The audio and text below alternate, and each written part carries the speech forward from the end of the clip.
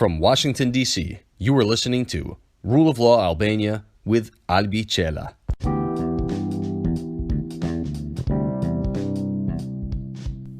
everyone and welcome to the 7th episode of Rule of Law Albania.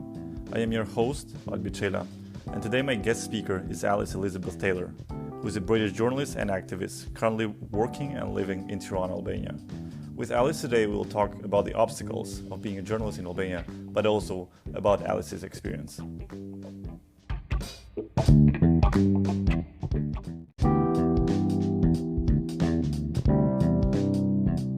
Alice, welcome to Rule of Law Albania. Hi, good afternoon, good morning, where you are. How are you today? I'm good, thanks. I'm in Washington, D.C., and you're in Tirana. Too far? Yes, still too close with our principles and stuff. Indeed. So Alice, before we start, so let's talk a little about you. How did Alice end up in Albania? I mean, you could have been a journalist everywhere. Well, in England. I know you have an Albanian partner, and I know you have a beautiful little girl, and you could have lived everywhere in Europe or everywhere in the world, but you chose Albania. Why? Well, if I had sort of 100 lek for every time I'd been asked this question, I would probably quit being a journalist and be living a life of luxury. It's a really long story, but it's quite an interesting one, but I'll try and condense it as much as possible. I never really felt at home in England. I never really found what it was I wanted to do. I studied law and then quickly realized I didn't want to become a lawyer, which obviously was a bit of a waste of time and money. So I moved to Malta and I lived there for 10 years, during which time I started working in a law firm, but in the marketing department. So I was responsible for writing articles on legal developments, legal analysis, all sorts of legal reporting, things that involved an element of creativity, which I enjoyed, but also I could use my studies for. But after 8 years, I was sort of getting a bit tired of the sort of office life, the office routine. And in the meantime, I had been submitting articles under my own name to the local newspaper on topics to do with, initially law, and then it developed into sort of social issues, women's rights, immigration, corruption, rule of law, etc. And I'd been offered a column in the local newspaper because my articles were doing so well. And that was it, really. I quit my job and decided to start working as a writer and a journalist full-time. And I worked incredibly hard, and I haven't looked back since. I came to Albania by accident. I came initially for a 3-day holiday, and that turned into 3 weeks through a series of very small coincidences. And it's nearly 3 years now. I fell in love with Albania, and I still do have, a huge amount of love for Albania. I couldn't imagine living anywhere else. So they would have to quite literally deport me, which I believe is something we'll discuss a bit later on. Yeah, that's not happening, definitely. Yeah. So do you think I'm still on time to change my profession? Should I quit law, according to you? Do you know what? I think studying law and the sort of what you learn, the sort of the logic that you use, the processes that you follow when you're constructing a case and structuring legal arguments are very useful when it comes to doing the same in journalism as well. I mean, the principles of evidence and sourcing and witnesses, if you like, and then the way that you structure an article and even an investigation that you conduct is very similar. So if the whole law thing doesn't work out, you can always fall back on journalism because you will have the soft and the professional skill set to help you. No, I actually love my profession. And after all, we have you now in journalism, so we need a guy on the other side of it. So indeed. Let's talk about journalism now. So Alice, I know Albania a lot. I've lived 24 years there. And I know how difficult it is to be not only a journalist, but any profession in Albania. But about journalism, why is it so difficult, according to you, to be a journalist in Albania? Okay, so firstly, I come from a position of privilege, if you will. I'm British, I don't have it perhaps quite as hard as some of the other journalists here, because I have sources of income outside Albania, and I've been incredibly lucky to start working with Exit, who in 2.5 years have never once told me to write something or not to write something. I've never been censored, I've never been influenced, I've had free reign pretty much to write what I want, as long as it's legal and ethical.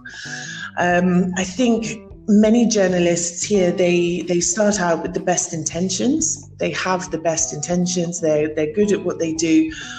But due to the overall sort of situation in the media environment here, they end up working for a company or a media platform which has an ulterior motive. The owner is most likely has probably never written an article in his life.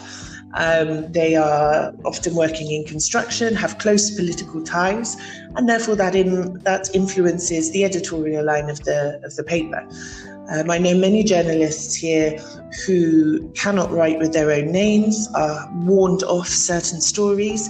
In fact, I often get sent stories and tips from journalists working in Albania because they know they're not allowed to cover the story, but they know that we will, because we don't have that sort of editorial issue, and I'm not afraid to write the stories that nobody else wants to touch. So it's this climate of self-censorship. It's the fact there's a lot of unprofessionalism when it comes to the sort of upper hierarchy of the big media companies. And I don't blame the journalists for self-censoring. They're worried that they will lose their jobs. They're earning a very low salary anyway. Quite often, these media owners will hold salary hostage for a couple of months as well. So they have a lot at stake. At the end of the day, they have to feed themselves, their families. They want to continue working. So I don't blame them. I blame the system that's created this situation. There is also a lack of professionalism, a lack of ethics. And again, quite often, I think this comes from a lack of experience and a lack of exposure to how things are done in Europe, in the US, rather than just a malicious sort of intent. I mean, when we consider after the fall of communism, it's been 30 years of a more independent journalism in Albania. It's still very much in its infancy. Still that's not enough, I think. No. We need I much mean, more time. 2 generations. When you compare to, for example, the UK, it's been centuries. So I think it's in its infancy, but I think that there are nefarious actors which are taking advantage of this for their own personal gain. I mean, we see it all the time. Yeah, that is true. But so you think the only bad guy here is the system? But do you think we have bad journalists, or we have bad journalists because they turned from the system into bad journalists? So I think if I had to sort of split it up, the main culprit is the system, and then the system is exploited by bad owners and sort of puppet masters, if you will. And then there are bad journalists as well, in a lesser amount, who are deliberately sort of acting in an unprofessional and unethical way. I'm hesitant to sort of attack my fellow colleagues, because I think that, and I've seen that a large majority of them, if given the correct conditions, ongoing training, support, they want to be better.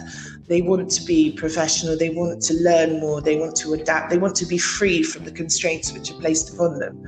Alice, yeah, that is true. What you're saying is completely true. But let's face it. We have some journalists, some really famous ones. We're not going to mention names. I guess you know who I'm speaking about. Yes. But still, they have the platform and everything because they have the reputation and everything. And even their owners can't do anything to them if they speak up. But they still don't do it. And I think there is a younger generation of fantastic journalists that I've become aware of and that I speak to and stuff, who are really, really dedicated. They want a change. They want a change in everything, politically, society, and journalism. And they work incredibly hard. But unfortunately, at the moment, the system doesn't facilitate them having the platform and the audience that they deserve. So I hope that changes before these bright young journalists decide to leave and go elsewhere. Yeah, some of them are even my friends, and I know a lot of them. Again, I'm not going to mention their names or where they work, but they've been arrested a lot of times. Yes. During protests and stuff. And they still keep doing their job. They don't mind being arrested and everything.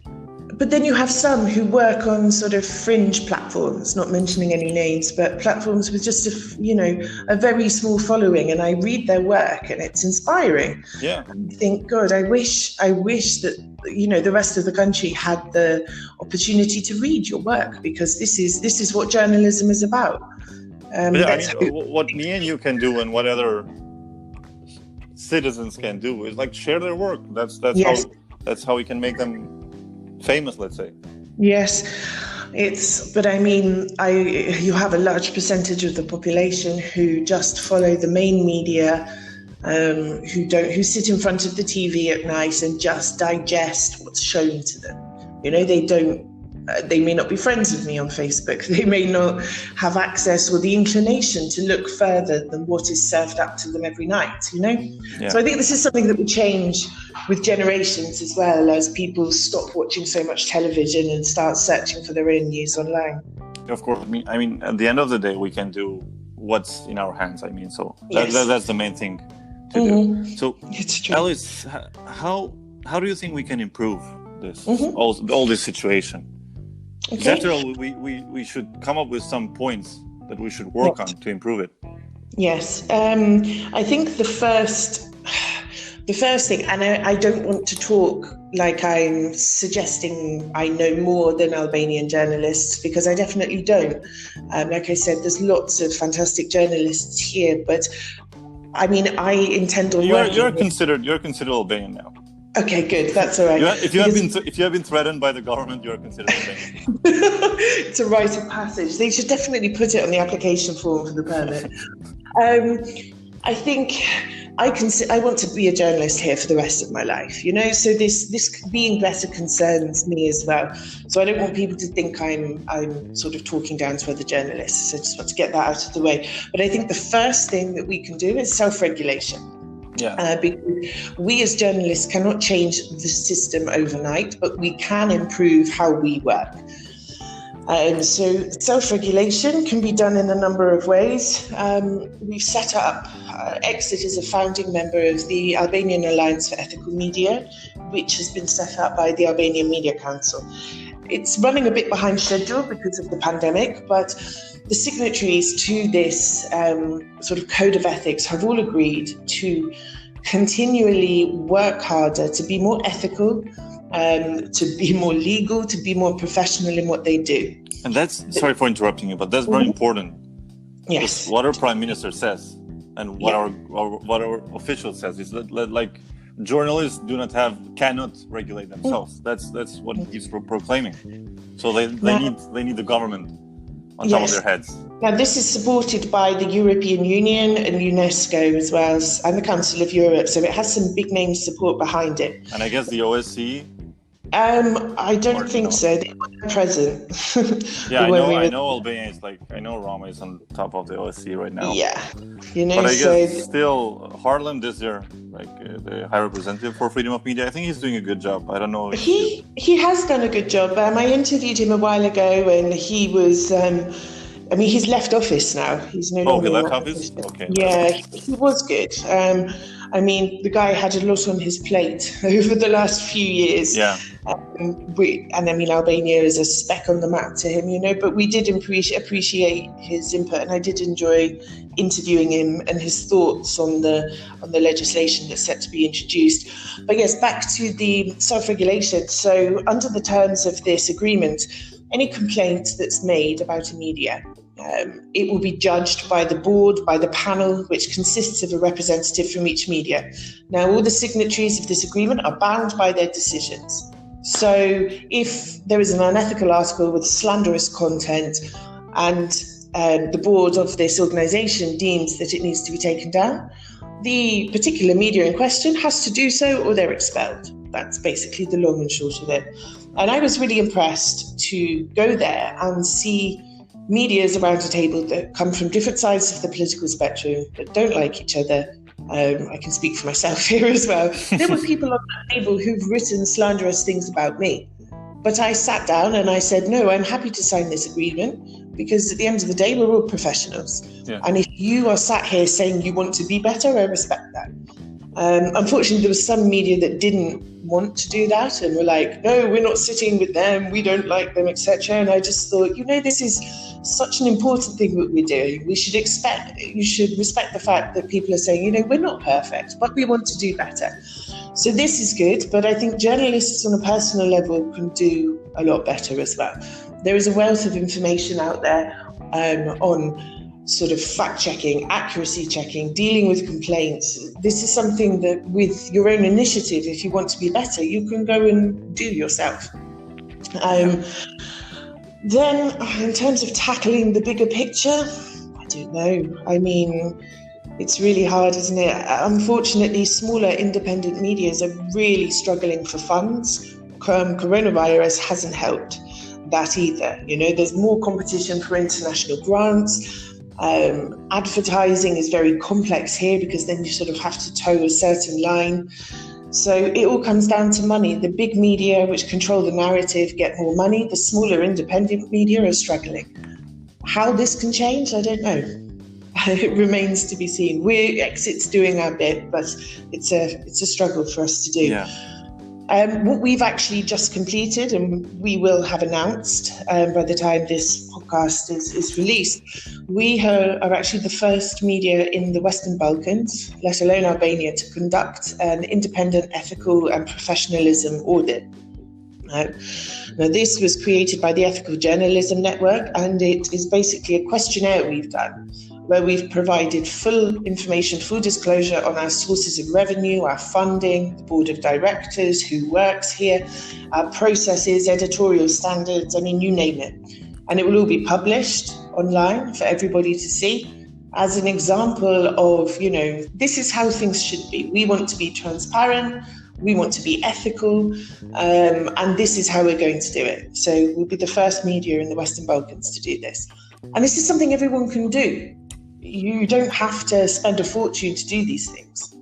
Of course, it's just the will of the media owners and the journalists. So I have two questions before we move on. So about self-regulation, how are things going with the Anti-Defamation Package? I know it has been stopped because of the coronavirus and everything, and I guess you've read the report of the Venice Commission, which is awesome. According to me, it still needs some points to be addressed, I think. But as a human rights activist, I always like to be more liberal. Yes. But still, it's good. Are they? I sort of think that they might just try and forget about it because we shouldn't allow it. You shouldn't allow it. No. You journalists especially shouldn't allow it. Because, let's face it, human rights activists in Albania are not working too much lately. What I mean is they might just never pass it, never sort of, the Venice Commission reports come out. It was slammed. It's been slammed by every international and local organisation worth their salt. I think the government maybe weren't really expecting the backlash. So I think one of two things will happen. One, nothing will happen, ever. It won't be enforced. It will just be sort of pushed to the back of people's memories, etc. Or two, as we're getting closer to the election, the Socialist Party government will go, well, we're such a good government. We've listened to what you said. We care what you think. So we've decided to X, Y, Z, cancel it or revoke it or change it. So they could potentially use it to empower, to boost their sort of standing as the elections approach. Yeah, but did you as Exit, did you address this to the government? Did you make any points that you would like to be provided in the new law? Yes, no, we have been involved. Well, I was actually refused entry to one of the consultations. We've been involved in terms... I don't know why I expected that. I don't know why I expected that. I was asking you the question and be like, probably she wasn't allowed there. It's almost like I've got some sort of cross on my forehead or something, some red dot on my forehead. We were involved with lobbying more than anything. So we were involved in lobbying with international organisations and groups. We were involved in working with the Albanian Media Council. And we were involved with working with other entities which were lobbying and making suggestions to the government. So it was something that we sort of eat, breathed, and lived for almost a year.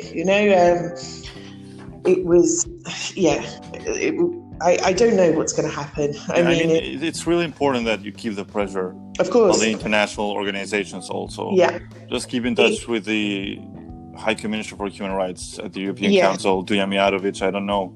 Yes, so that they keep pressuring the government so that they don't forget the law, because we know how our government thinks. They just want to let it go. Because I'm sure they didn't like the comments by the Commission, even though our Prime Minister was like, okay, let's do this as soon as possible and stuff. We know he's a good actor. I really wouldn't be surprised if a few months before the election they spin it round and say, hey, international community, we're so great, we love you so much, we listen to everything you say, and here's an example of it. I don't think so. I mean, they did the same with three reports, I think, of the OSCE, of Parliament Desert. Every time he came up with a new report, new suggestions, they were like, okay, we did it. Yeah. But they just were hiding stuff behind words. Of course. Let's see what happens. But while we may not be writing about it every day, the pressure is still there behind the scenes in terms of sort of collaboration with external organizations and the general fight for media freedom here, highlighting what's going on here. Yeah, that's awesome. So what about the education of young journalists in Albania? Yeah. Because I like to talk a lot about education in Albania. Yes. We are doing a lot of reforms in Albania, and I have written about it a lot. We are changing the electoral code, we're changing the judiciary system, we change basically everything every 2 or 3 or 5 or 10 years. But we never work on the education system. No. And the perfect example is the judiciary reform. Like, we're getting rid of all these judges and prosecutors, but still they're going to be replaced by the same people, and I include myself. And before coming, like, I took everything from the education system, from what Albania could offer me. That's why I moved abroad to study. But let's face it, the same people with the same education will fill those positions. And the same thing with journalists. Like, we expect to have better journalists, ethical and everything, with integrity, professional. But let's face it, still every degree, like every area of studying in Albania, lacks a lot.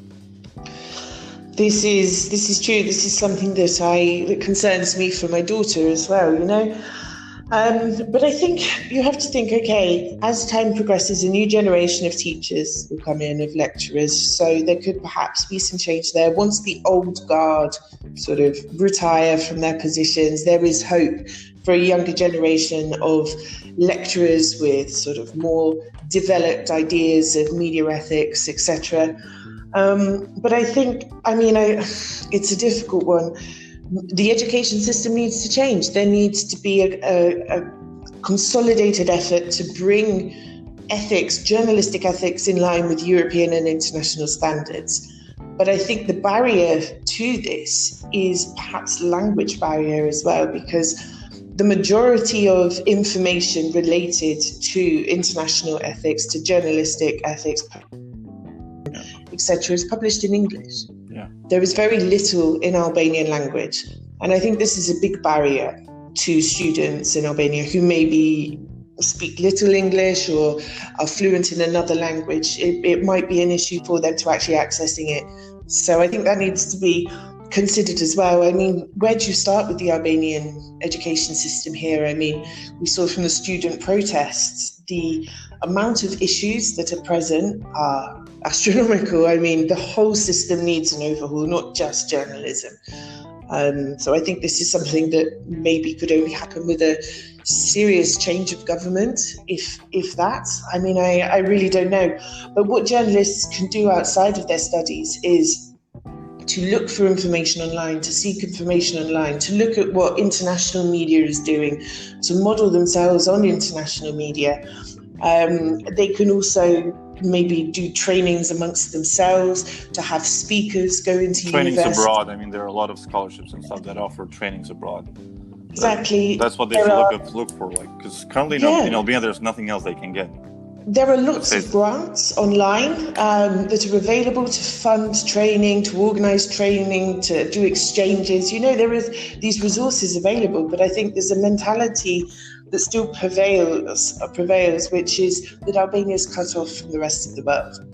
Well, don't you think it would be possible, like, if we could do something in Albania, like pro bono offices do, because there are some pro bono offices in Albania, but they work with grants. Yes. And this would offer a bit more of independence also to journalists. If they find a grant, 10 or 20 young journalists come together, they establish this office, and they're independent and they can work without any pressure. I think that would be great. And I don't know if actually exists this kind of Not in Albania, but outside. I would suggest it to young journalists in Albania. Yes. I mean, I would like to do some training. I'm doing ongoing training with the team in Exit on professional standards, ethics, internal policies on managing sort of issues. Until I'm fluent in Albanian, it's not something I can really do on a larger scale, although I would do it for free, but I think the COVID situation sort of put a spanner in lots of people's plans, because we had various plans in the pipeline to do sort of conferences and roundtables, discussing ethics, discussing self-regulation, and really encouraging youngsters to get involved in this. Unfortunately, because of the pandemic, it's ruined a lot of people's plans. Maybe next year we can hope to do a bit more, but it's difficult. There's not one answer to your question. It's a multi-pronged approach. Yeah, of course, I know. I'm just trying to offer. Yeah, economics, the will of people, and society's attitudes, the education system, politics. I mean, it's really vast. But I have hope. But yeah, that's what I like about you. Like, you're really positive, and I really appreciate it. Unlike many Albanians in Albania who would like to leave the country. Yeah, you have to. I want to spend the rest of my life here. I don't want to leave. I never want to move. I know people think I'm nuts, but honestly, that's what I feel. And therefore, it's in my best interests to help and try to build an environment which is conducive to my work, to my career. Yeah. Alice, let's talk a little about Alice versus government, like David versus Goliath. That's how I like to call it. That's how I got to know you. Yeah. Like, that's when I heard about you the first time, actually. Yes. It was in late 2018, I guess, or mid 2018. I'm not sure. It was end of February 2018. Now, I've joked a lot about this. I've written articles about it. I've made fun of it, but actually, I couldn't believe it. I was like, no, she's probably an Albanian with a British passport or something. I don't know. She married a British guy and stuff. And I started looking into it, and I was like, oh, hell, she's actually British, and now our government is going after her. I mean, the agency, which is instructed by the government, of course. And I was like, how is this possible? Like, the Albania is going after a foreign citizen? Really? It didn't sound appropriate to me.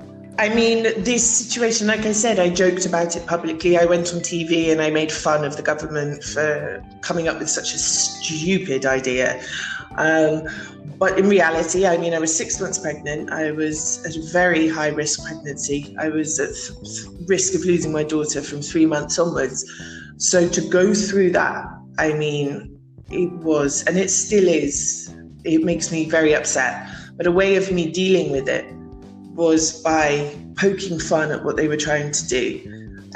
But the reality was, it scared me. And it scared me for my daughter, for my health. I was scared to go out of my house, even now to write about it, to talk about it. I mean, also about the career, because if you get deported, a journalist that gets deported, everyone is skeptical in the beginning until they learn how that happened. And I mean, I look at my daughter now and I think, these people put your life in risk, because that's what they did. They knew I was pregnant and they knew what they were doing and they knew the consequences of it. Like, it's really, like I said, I joke about it, but it still hurts me, Credibility wise, do you know what? Eventually it's worked in my favor. There are still some people who may be put off or who maybe do think that I'm a Russian spy, but they're very few and far between, and they're not the sorts of people I would want any sort of professional relationship with anyway. Those that understand the case and have become aware of it, recognize more the issues that happen in Albania And it's helped me in a way, and it's really made me fight for media freedom more than I did before. I always have, because my colleague was murdered in Malta. She was a journalist, Daphne Caruana Galizia. The one that is talked all over Europe, and yes. Okay. Yeah, okay. We worked at the same newspaper. I think that case is still unsolved. Ongoing, yeah, and that was the government. That was government involvement as well. Okay. So I've always been passionate, and I still am. But this really propelled me, because I thought, I know stuff like this happens to Albanians, but if they've got the guts to go after a foreigner, a pregnant foreigner, then I have a responsibility to stand up against this. Because if I show that I'm scared, if I stop writing, people are going to look at that. They're going to look at my reaction, and it might discourage people. But if I fight it, if I make a joke out of it, if I fight it and I make sure I win, maybe it will give some hope to other people who might be suffering pressure and intimidation in their work as well. I felt I had a responsibility, Yeah. But I don't know if you can give me, if I can ask you, what was the reasoning behind of, rejecting your application? Because I know how that works. I've worked in that area. I know. They didn't actually give me a proper reason. So and it's either you have committed a crime in Albania, you didn't pay taxes and blah blah blah and stuff. Yep. And I guess you did everything. Yeah. So they'd actually approved What's the reasoning? So they'd actually approved it. We had a stamp from the director of immigration, and they told me to come pick it up in 2 weeks. And then the next phone call I got was that it had been revoked. They, for 3 weeks, they refused to give me the document with the written reason on. Now, this was really upsetting, because in the meantime, they were talking to the media about the case, but then refusing so the first thing they did is that they refused the right to access information. Okay. That's a human rights violation number one. They then leaked personal information about me to the media. Another human rights violation. They then gave me the answer, and it said that I'd been late in starting the application for renewal. Were you late because it's 2 months prior? No, it was. That is easily verifiable. Yeah, so I'd actually started. There was about 1 or 2 days in it, and I was in hospital at the time. I had basically thought I was having a miscarriage, and I was in hospital, and I had notified them of this, and he said it was absolutely no problem and to concentrate on my health. So this was the issue. We went to court several times. Eventually, when I got to the final court case, in about 5 minutes, the judge decided that there was absolutely no basis for me not to be issued the passport, and that I had acted in line with law 100%. It took a rule of 5 minutes looking through all the evidence. I mean, I had doctor's notes, my admission certificates from the hospital, copies of screenshots and communications with the police directorate. They didn't have a leg to stand on. It was complete nonsense. And the fact that they'd approved it and then gone back on it, I mean, it was very clear what was going on. Yeah, it made them look bad at the end of the day. But I'm glad that the justice system worked for you. Yeah, me too. I mean, that's a great case. That's a great example. It's a good precedent. Great example, yeah. I don't think they were expecting me to take the Ministry of the Interior, the Border Police and the State Police to court. I don't think they were really. I think they were expecting me to go, all right, how much is this going to cost to sort out, or to, get scared, run away. I don't think they were expecting me to take it all the way that I did. Did you address human rights violations or just Yeah, we did in the case. I was supported. I mean, we turned up. I'm really interested in human rights, because in Albania, no one cares about human rights. And I want people to address human rights as much as possible, because they always forget. Yes, we did. And the Helsinki committee were there as well. They supported me throughout. So they were monitoring the case in terms of human rights violations as well. Also, I have taken to court several of the people who wrote slanderous things about me, seeking damages for various violations, including human rights violations, inciting violence against me, invasion of my privacy, dissemination of personal information, etc. So I've taken various people who I'm not going to mention to court about this. And I've pledged to any money that I get, I will use to create a fund for journalists who need financial assistance for legal matters. And please do take the money. Oh, from no, I everyone, will. from the government.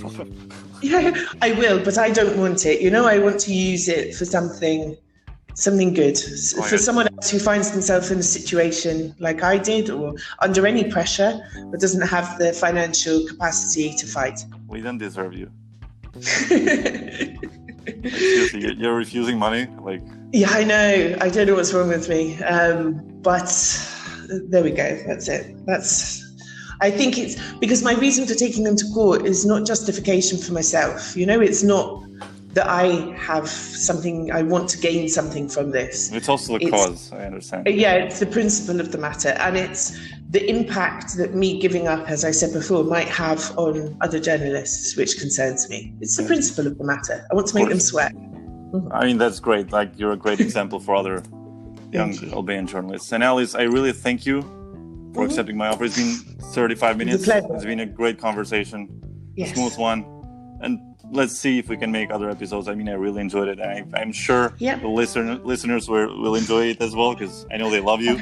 So I thank you. hope so. I was feeling a bit pressured after some of the I saw. No, sure. Thank you so much. Great. Pleasure. Thank you very much. Bye. Yeah, bye.